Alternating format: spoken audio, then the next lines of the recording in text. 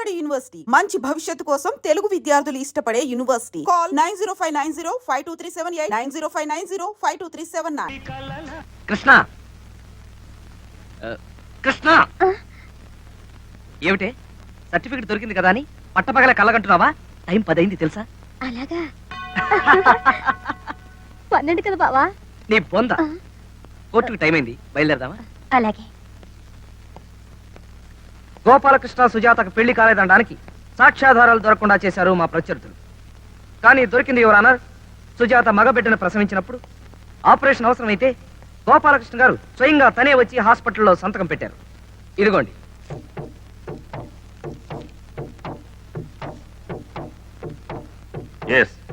ఇది గోపాలకృష్ణ పెట్టిన సంతకమే. ఎందుకంటే అతని ఆఫీసు రికార్డుల మీద పెట్టిన సంతకం నా దగ్గర ఉంది. ఇది ఖచ్చితంగా అతను పెట్టిన సంతకమే. Thank you very much your honour. Mister Basavaraj గారు, కావాలంటే మీరు కూడా దాన్ని పరిశీలించుకోవచ్చు. Your honour, my learned friend mister Balaraju పాపం చాలా కష్టపడి రాత్రనక పగలనక తిరిగి అద్భుతమైన ఆధారాలు సాధించాడు. I congratulate him. కానీ యువర్ ఆనర్, సుజాత గారికి గోపాలకృష్ణ గారికి ఏ రకమైన శారీరక సంబంధం లేదని కానీ ఆ పుట్టిన పిల్లవాడు వాళ్ళకు పుట్టలేదని కానీ నేను అనలేదు. చట్టపరంగా వాళ్ళిద్దరూ దంపతులు కాదన్నాను. లీగల్ గా వాళ్ళ సంబంధం చెల్లదని నేనన్నాను. సంతకం సొంత పెళ్ళానికే కాదు, ఉంచుకున్న దాని సంతానానికి కూడా చెయ్యొచ్చు.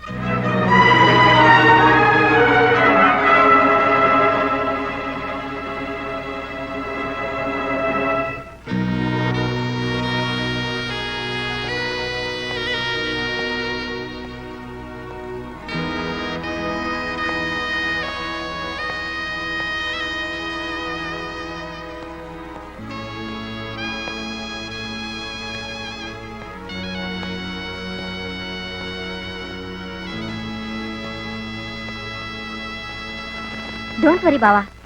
ఆ బసవరాజు గారి అదృష్టం బాగుండి ఆ పాయింట్ పట్టుకున్నాడు. లేకపోతేనా కోర్టులో దులిపేవు. నువ్వు నోరుమై.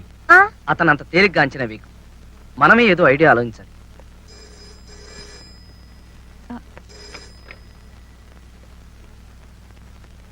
అబ్బా. హలో,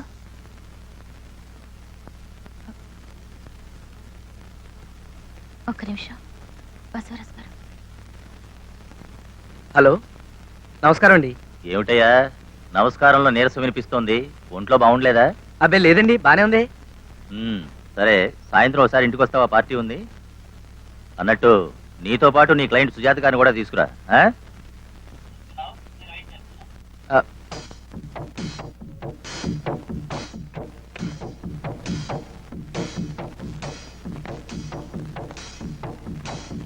సాయంత్రం ఎందుకు రమ్మన్నాడు చెప్పమా? చూడండి, వాళ్ళని ఎలా ఒప్పిస్తారో ఏం చేస్తారో అన్న విషయాన్ని రండి, కూర్చోండి. మీకోసమే చూస్తున్నా. అలా నిలబడ్డారేమిటండి? వచ్చి కూర్చోండి.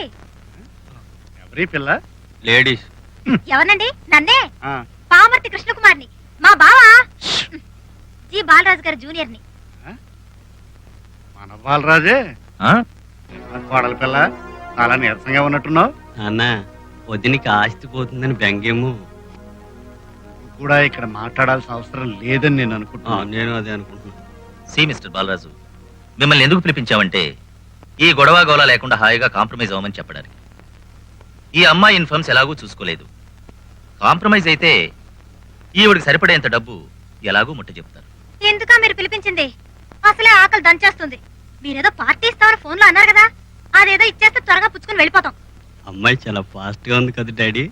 ఫాస్ట్ ఏంట్రా, అందరూ మనలాగే స్లో మోషన్ లో ఉండరు. నేను అదే అబ్బా చూడమ్మా, నువ్వు మరీ ఫాస్ట్ అయిపోతే ఎక్కడో స్పీడ్ బ్రేకర్ తగులుతుంది. ఆ తర్వాత దెబ్బ అయిపోతావు. తర్వాత నీ ఇష్టం. మేము బయలుదేరుతాం. బయలుదేరు బాబు. నీకెన్ని పనులు ఉన్నాయో నాకు తెలియకనా. కేసులు, సాక్షులు, జూనియర్ లాయర్లు, గోల. కాకపోతే వెళ్లే ముందు ఒక్క క్షణం ఆగావంటే మా కోడలు పాత స్నేహితులు పరిచయం చేస్తాను. నీ కేసుకి ఏమైనా ఉపయోగించవచ్చు.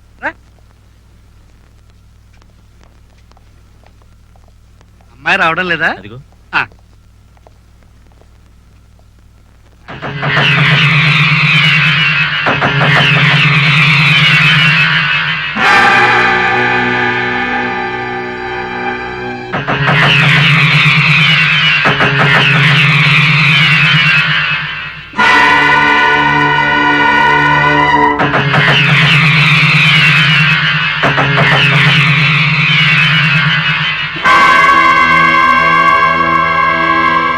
ఏమ్మా సుజాత అలా తెల్లబోతున్నావు? వాళ్ళందరూ నీకు తెలీదా? మీరు ఏ నరసింహారావు గారిని ఎస్ఐ. సుజాత గారు వ్యభిచారం చేస్తుంటే వారు రెడ్ హ్యాండెడ్ గా పట్టుకున్నారు. అవును సార్, నేనే అరెస్ట్ చేశాను. మీరు పంకజం గారిని rescue home warden. Sujatha jail నుంచి విడుదలైనప్పుడు ప్రభుత్వం పునరావాసం కల్పిస్తే ఇదిగో ఇక్కడ ఉన్నారు. అవునండి, 1980 ఏప్రిల్ నెలలో వారం రోజుల పాటు మా దగ్గర ఉంది.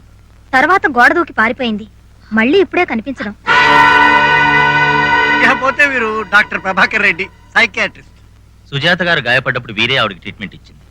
అవునండి, తగ్గిపోతున్న దశలో మందులు ఇవ్వడం మానేశాను. ఆ తర్వాత మళ్ళీ ఆవిడ నా దగ్గరకు రాలేదు. ఏమ్మా సుజాత, ఇందులో అబద్ధం ఏం లేదు కదా? పైగా వీళ్ళందరూ గవర్నమెంట్ ఉద్యోగులు, అనవసరంగా కేసులు ఎందుకు ఇరుక్కుంటారమ్మా? సుజాత గారు, అదండి విషయం. అంచేత బాలరాజు, ఈ సుజాత మా వాడికి పెళ్ళం కాదు, పోతే కొంతకాలం కాపురం వెలగబెట్టింది. అందుకు కావాలంటే ఏ 25,000 ముట్ట చెప్పమంటే ఓకే, కానీ ఆస్తికి ఎసరు పెడతానంటే కరెక్ట్ కాదు కదా. నీకు కూడా నా హెచ్చరిక ఏమిటంటే మర్యాదగా ఈ కేసుని తప్పుకో. నేను కనిపించినంత మంచివాడిని కాదు బాబు. అసరాజు చెప్పయ్యా. చూడు తమ్ముడు, నీకిలాంటి కేసు కొత్త. శరభయ్య గారు ఎంత డేంజరస్ మనిషో తెలుసా? అనుకుంటే తలలే తీయించేసే తత్వం. పైగా నువ్వేదో దేశ సేవ చేస్తున్నట్టు ఫీల్ అయిపోతావేంటి ఒక పచ్చి వ్యభిచార కేసు పట్టుకుని? ప్లీజ్ వదిలే, ప్లీజ్.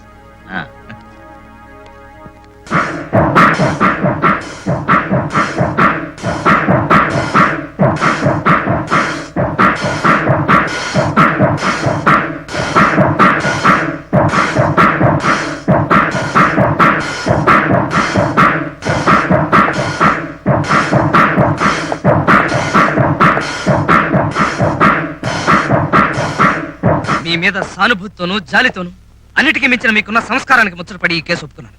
కానీ మీరు నన్ను అవమానపరిచారు. మీ కేసు టేకప్ చేస్తే లాయర్గా నా గౌరవం అయిపోతుంది. బాలరాజు గారు, లాయర్ల దగ్గర డాక్టర్ల దగ్గర నిజాలు దాచడం వల్ల మీకే నష్టం అండి.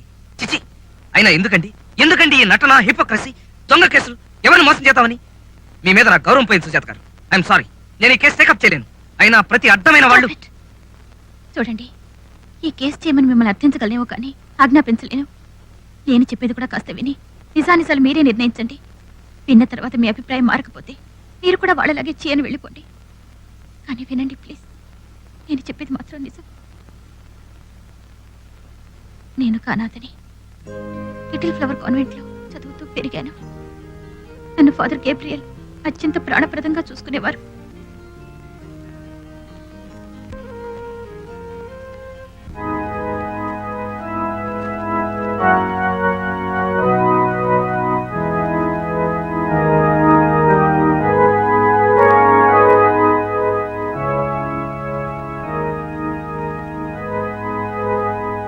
నేను చదువులో చురుగ్గా ఉండడంతో పై చదువులు కూడా చదివించారు. అకౌంటెన్సీలో డిప్లొమా పుచ్చుకున్నాక ఒకరోజు అకౌంటెంట్ పోస్టుకి ఇంటర్వ్యూ వచ్చింది.